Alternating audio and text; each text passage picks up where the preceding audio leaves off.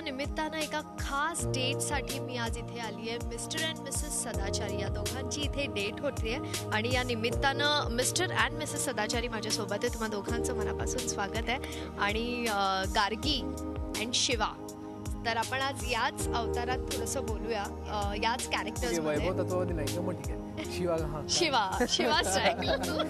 बरं गार्गी, आज खूप छान अरेंजमेंट्स केलेत तुझ्यासाठी आणि सो मला असं वाटतं मी शिवालाच विचारते. शिवा, काय अरेंजमेंट्स आहेत तुझे आज? जसं तुम्ही बघू शकता की अत्यंत रोमॅन्टिक असं वातावरण झालेलं आहे आणि मुळात फिल्ममध्ये ना शिवाचं काय म्हणणं माहिती आहे का की व्हॅलेंटाईन डेच्या दिवशी रेड रोजेस देणाऱ्या मधला मी नाही आहे. एका मराठी मुलाने एका मराठी मुलीला मागणी घालण्याची ही खरी पद्धत आणि तो काय पद्धतीने प्रपोज करतो ना. पण मला असं वाटलं, जरी शिवा तसं म्हणतो पण व्हॅलेंटाईन डेची एक वेगळी गंमत असते, एक वेगळा the love is in the air. तर म्हटलं आपण व्हॅलेंटाईन डे पण सेलिब्रेट करूया, नाही का? ॲटलिस्ट या निमित्ताने मला कळलं की शिवा, नॉट वैभव, शिवा इतका रोमॅन्टिक आहे. म्हणजे तो असं खूप रोमॅन्टिक बोलतो असं मला कधीच वाटलं नव्हतं. आणि माझं नेहमीच त्याच्याबद्दल ही कंप्लेन आहे की तो साला असा आहे, प्रचंड रोमॅन्टिक आहे. हे तर मी प्रेक्षकांना सांगतो, म्हणजे डाय हार्ड रोमॅन्टिक. माझ्याबद्दल सांगायचं झालं तर रोमॅन्टिक ॲट द कोअर असं वैभव होतं. पण शिवा पण थोडं रोमॅन्टिक आहे. काय अरेंजमेंट्स केलेत आपण जरा सांगू शकाल? आता खूप छान डिशेस आहेत. तर तुम्हाला काही पेय तुम्हाला काही प्यायचं आहे? Yes yes yes, please please.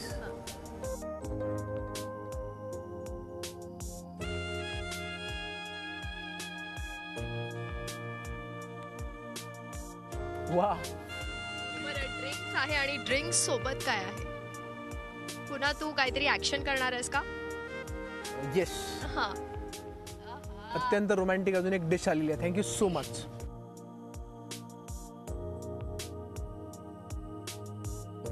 Happy Valentine असं त्याच्यावर लिहिलं आहे. आपण प्लीज ते जरा बघूया. आणि तुम्ही म्हणे शिवाला काही येत नाही. हां, गार्गी म्हणून कसं ॲप्रिशिएट करणार आहेस तू आता शिवाच्या प्रेमाला? लफ्जों में बयान नहीं हो पाएगा. हाँ हो मी बरं प्रेक्षकांना असं वाटेल की एवढा मेलोड्रामा वगैरे आहे का? तसं नाही, बऱ्यापैकी सटल काम केलंय चित्रपटात. आणि मला गार्गी म्हणून आता ते राहवत नाही आणि प्रार्थना म्हणून पण राहवत नाही. आपण येस आपण टेस्ट करूया. आपण कट करूया.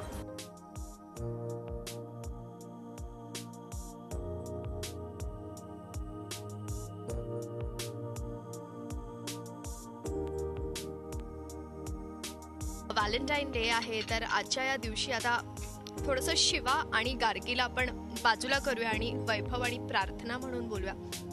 व्हॅलेंटाईन डेच्या निमित्तानं आज मी तुम्हाला रिक्वेस्ट करते की एक छानसं लव्ह लेटर तुमच्या लव्ड वनसाठी तुम्हाला लिहावं लागेल.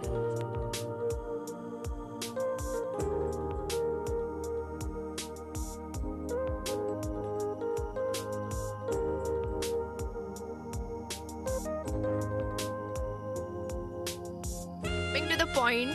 मला आता हे लव्ह लेटर्स प्लीज जरा कॅमेरा समोर वाचा. आणि ते कुणासाठी लिहिलेत तेही डिप्लोमॅटिक होणार आहे हे मला आधीच माहिती आहे. नाही, पण हे लेटर एक फक्त अशा व्यक्तीसाठी आहे की जे माझ्या आयुष्यात माझं पहिलं प्रेम होतं आणि ते आयुष्यभर माझं पहिलं प्रेम राहणार आहे. And that's my sister. I love her like anything, like more than my Maugham, more than anyone else in my life. And this is for you, ताई. मला जास्त असं खूप लिहिता येत नाही, पण तरी एक गाणं डेडिकेट करते तुझ्यासाठी, जे तुझं आणि माझं फेवरेट आणि जे आपण लहानपणापासून म्हणायचो बरोबर. फूलों का तारों का सबका कहना है, एक हजारों में मेरी बहना है, सारी उम्र हमें संग रहना है.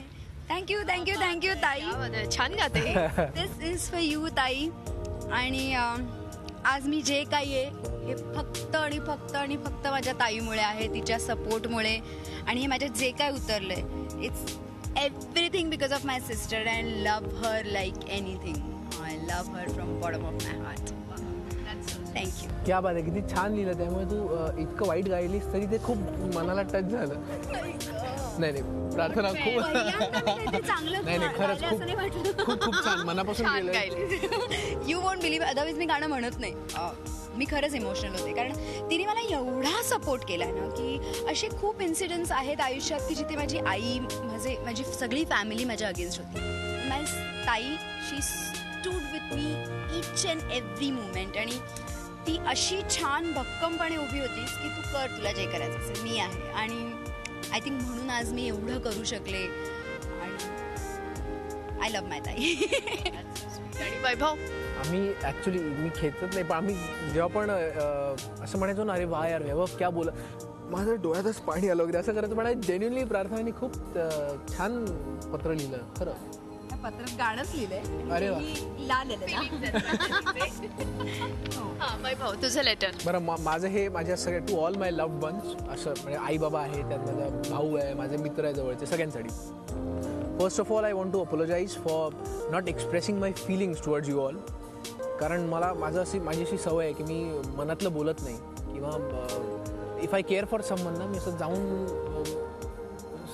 कृतीतून कळतं त्याला की तुला काय हवं आहे का, तू काय, पण बोलता येत नाही माझं, असं माझा प्रॉब्लेम आहे.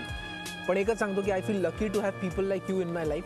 आणि मला खात्री आहे की तुम्ही मला समजून घ्याल जसं तुम्ही आत्तापर्यंत समजून घेतलं. आणि आय एम व्हेरी लकी की माझ्या आयुष्यात अशी माणसं आहेत, असे आईबाबा मिळाले, असा भाऊ आहे, असे जवळचे मित्र आहेत. कारण आई नेहमी म्हणते की तू लकी आहेस की तुझ्या आयुष्यात असे 10 ते 12 लोक आहे की त्यांना तू आयुष्यातलं सगळं सांगू शकतो, सगळं माहिती आहे. पण माझे एक प्रॉब्लेम आहे की मी त्यांना कधी असं एक्सप्लिसिट बोलत नाही की I care for you, I love you. तर या निमित्ताने मी त्यांना सगळ्यांना सांगतो I love you from the bottom of my heart. आपण प्रेमाबद्दल बोलतोय, आपण व्हॅलेंटाईन डे बद्दल बोलतोय. आता मला माहिती आहे की तुम्ही दोघं if I am not wrong अजूनही सिंगल आहात. हो हो, ते correct me if I am wrong. Absolutely correct. I am single. Okay. प्रार्थनाबद्दल ती सांगेल ना. हा प्रार्थना तुझ्याबद्दल. मी कसं तिची गॅरंटी घेऊन म्हणजे तिचं ती सांगायला पाहिजे. बघा तिथे हजारो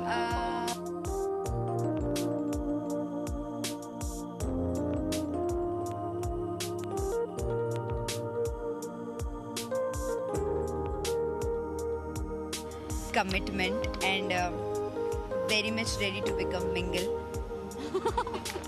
You want to become mingle?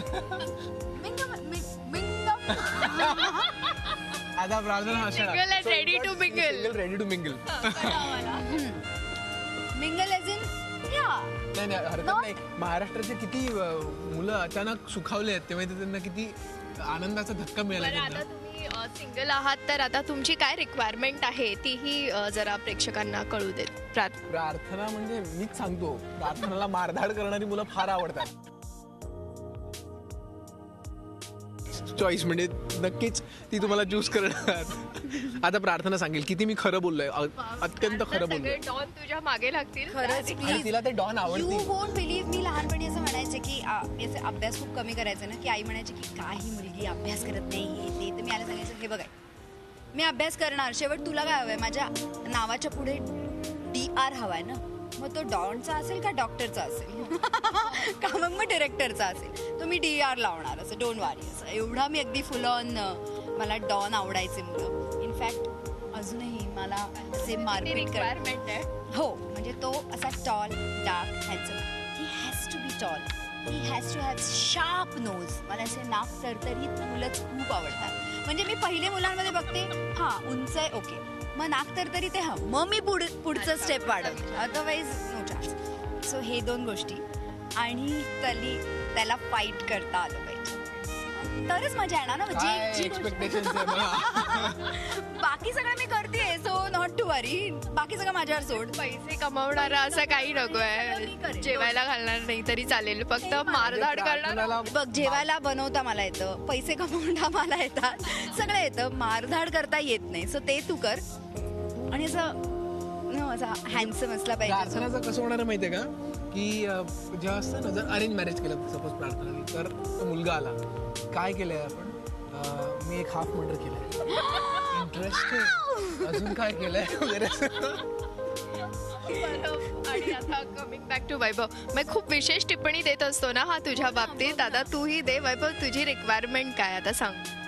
मला बेसिकली मला असं वाटतं यू आर की रेडी टू मिंगल? या ऑफकोर्स का सिंगल का राहायचं ना आयुष्यात. मला असं वाटतं की ज्या क्षेत्रात मी आहे त्यात लाईफ पार्टनर तुमचा जो असतो तिने खूप समजून घेणं गरजेचं आहे. कारण स्केड्यूल्स खूप आमचे हेक्टिक असतात, वेगळे असतात. नंतर बऱ्याचदा असं होतं की लव्ह सीन मी वेगवेगळ्या नटींबरोबर करत असतो आणि ते कोणालाच म्हणजे आय एम शुअर माझ्या लाईफ पार्टनर तिला आवडणार नाही की यार हा सारखं रोमॅन्टिक सीन्स करते दुसऱ्या मुलींसोबत. पण ते समजून घेणारी गरजेचं आहे. ट्रस्ट असणं फार गरजेचं आहे. मला असं वाटतं की लव्ह इज ट्रस्ट आणि I am in search of that person. आणि जेव्हा मला ती भेटेल मी आवर्जून सांगेन, मी असं लपवणारं नाही आहे. सो ज्या दिवशी मला असं कळेल की yes this is the right person, पण परत एकदा इंटरव्ह्यू करूया. आणि तू काय गुडी गुडी सारखी ऐकतेस, तुझी काही विशेष टिप्पणी नाहीये? नाही, मी चांगल्या मुलीसारखं मी ऐकून घेते त्याला, कारण मला सवय नाही ना असं. मी वाईट आहे म्हणजे मी वाईट बोलायला आहे. खूप आहे त्याच्या या चॉईसवर, पण ठीक आहे. काय म्हणजे तुझं म्हणणं आहे की असं कोणी नसतं आयुष्यात? इतकं मी आयडियलिस्टिक बोललोय की अशी मुलगी सापडणारच अशी नाही. कुठली तरी तुझी फॅनच असेल. काय हरकत नाही ना, चालेल तुला? आपण बघू ना, ते मी ठरवीन ना. मग बघा, आहेत खूप फॅन्स ऐकताय तुझं. या तसं मी I am a good boy. Valentine day विषयी बोलतोय आपण, प्रेमाविषयी बोलतोय, तर जरा तुमच्या दोघांचे सिक्रेट्स आज बाहेर पडू दे. प्रार्थना आणि वैभव म्हणून शिवा आणि गार्गी बद्दल आता ठीक आहे तेवढं माहिती आहे सगळ्यांना. माहित पडलंय. म्हणायचं की तुझी ड्रीम डेट ही कशी असावी असं तुला कायम वाटतं? असं मी खूप विचार नाही केलाय, कारण मी अशी मला ॲक्च्युली कुठली तरी सायलेंट जागा आवडते. मग ती कुठलीही असो, माझं घर असेल तरी मला चालेल, पण अशा शांत जागेवर बसून फक्त एक छान म्युझिक लागलंय, कॅन्डल लाईट आहे आणि आम्ही बसून खूप खातोय. थोडक्यात म्हणजे चांगलं जेवण, चांगलं खाणं आणि चांगली जागा हे खूप गरजेचं आहे. पहिला हाफ छान होता, आम्ही खूप खातोय. असं म्हणजे कसोईचं बघ. आम्ही फक्त वाईन पितोय असं नाही, कशाला भूक लागते ना. हे बघ, प्रॅक्टिकल लाईफची पण प्रॅक्टिकल मध्ये असं हे पॉसिबल आहे का की नुसतं कॅन्डल लाईट आणि आपण बसून काहीच खात नाही, एकमेकांच्या डोळ्यात डोळे टाकून भूक मिटली आपली, असं होत नाही. आपल्याला लागतं काहीतरी खायला. प्रॅक्टिकल कसं होईल? काय सगळं तुझं डिफाईन झालं नंतर मस्त आहे ना तू. मला खूप आवडतं तू आणि मला तुझे डोळे पण खूप चांगले लागले. टिश्यू घेऊन पुजायचं. एक मिनिट पण तरी मला खूप आवडते तू. एक चिकन तंदुरी आणि तुझे डोळे इतके सुंदर, किती एक्सप्रेसिव्ह आहे का. ज्या कोणाला आपण दोघं आवडत असू त्यांना याच्यानंतर अजिबात आम्ही आवडणार नाही होत. मी खरं सांगू ना, हीच रिअल लाईफ आहे. आपण आता बघ ना, डेटवर आपण कधी कुठल्या मुलाला भेटायला जातो, फॉर्मॅलिटी असं 5 मिनिटं असं 5 मिनिटं अजून आपण कंटाळतो. एका मुमेंटला झालं आपल्याला भूक लागते आणि मग त्या मुलासमोर खाता येत नाही. मग असं सगळं करण्यापेक्षा तो पण फॉर्मॅलिटी सोडून भूक लागली का, काय आवडतंय, मग तसं खायला बसू. हे बघ, अटमॉस्फिअर असं हवं की कॅन्डल लाईट, छान गाणं, पण छान जेवण पण. तिचे वैभव, तुझी ड्रीम डेट? आता जसं मी म्हणालो की मी अत्यंत रोमॅन्टिक आहे, तर त्यानंतर मला कॅन्डल इज अ मस्ट. नंतर मूनलाईट, ओपन असं म्हणजे गार्डन रेस्टॉरंट सॉर्ट ऑफ, आणि फार लोकांनी असं जसं आहे तसंच चांद तारे ऊपर आहे, गुलाबी हवा आहेच आजूबाजूला, छान व्हायलिन आणि छान गप्पा. मला असं वाटतं की इन्फॅच्युएशन ही पहिली स्टेप असते ऑफकोर्स, की बघितल्यावर कदाचित ती व्यक्ती तुम्हाला आवडते, तर नंतर तुम्हाला असं वाटतं की त्याशी बोलावं. पण सगळ्यात महत्त्वाचं जी गोष्ट आहे मला असं वाटतं की it's not about the looks.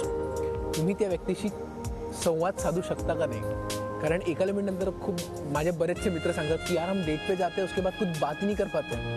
I think ती कम्पॅटेबिलिटी तेव्हाच असते की आपण तासनतास त्या व्यक्तीबरोबर बोलू शकतो आणि even the silence is एलॉक्वेंट.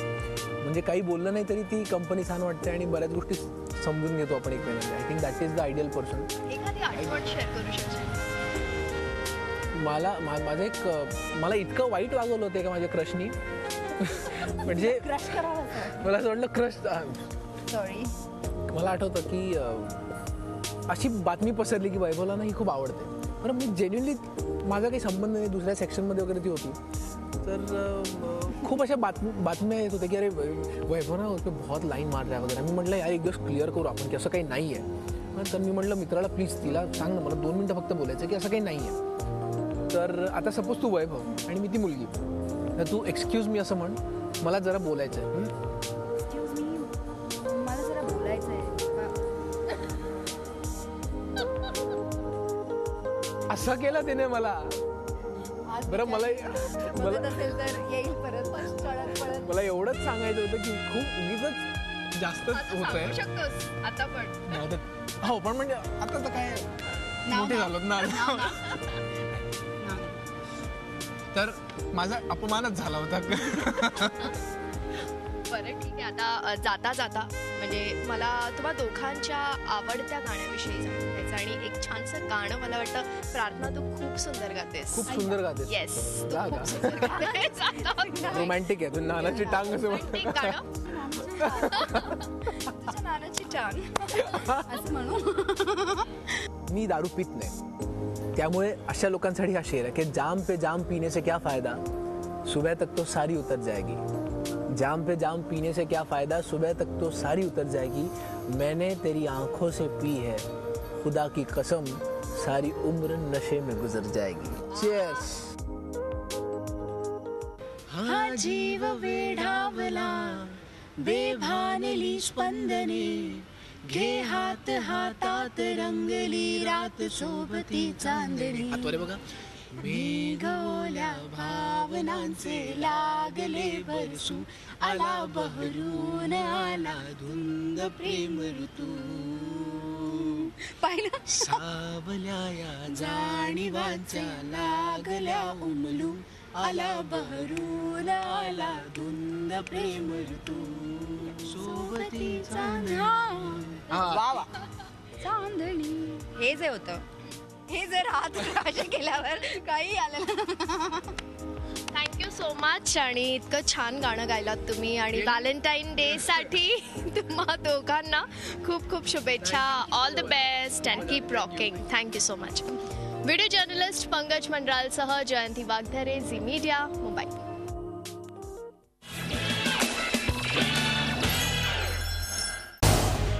Zee 24 तास रहा एक पाऊल पुढे.